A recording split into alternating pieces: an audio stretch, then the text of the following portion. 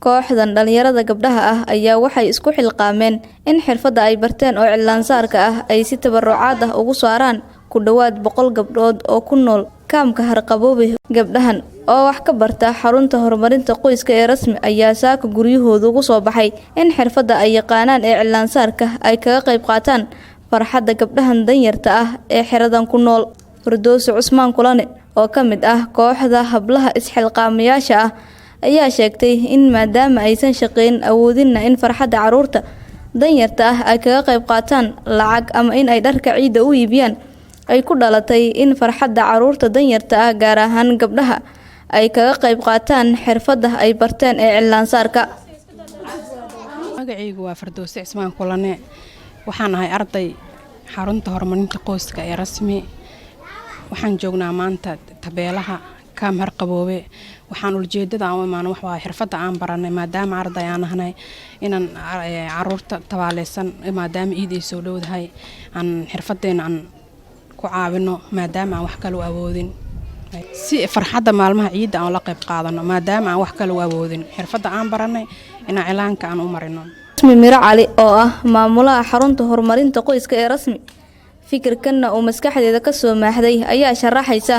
ujeedka ay ka leeyihiin tabarucaadan ay u sameeyeen gabdhahan danyarta ah. maanta waxaan soo booqanay kaam ku yaala gudaha magaalada Muqdisho gaar ahaan tabeelaha magaciisa la yiraahdo Harqaboobe kaasoo ay ku nool yihiin gabdho aad u fara badan maadaama ay bishii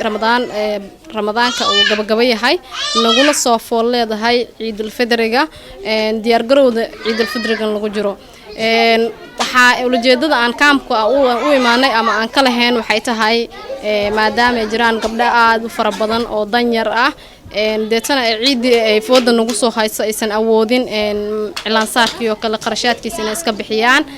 annaguna aan nahay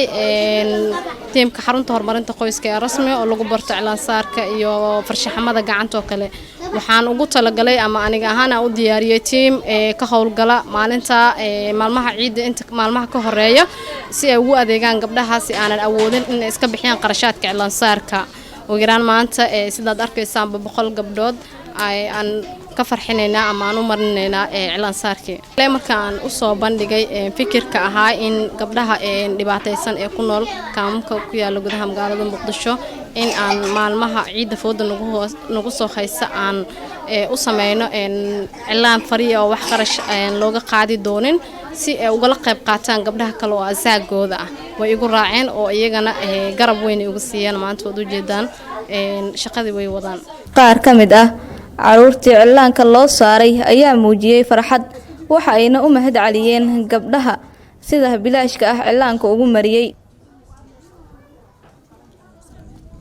Aniga miska Cabaas Cali ahay waxa faraxsanahay gabdhaha walaalay cilaanka ii saareen ugu mahad celinaan.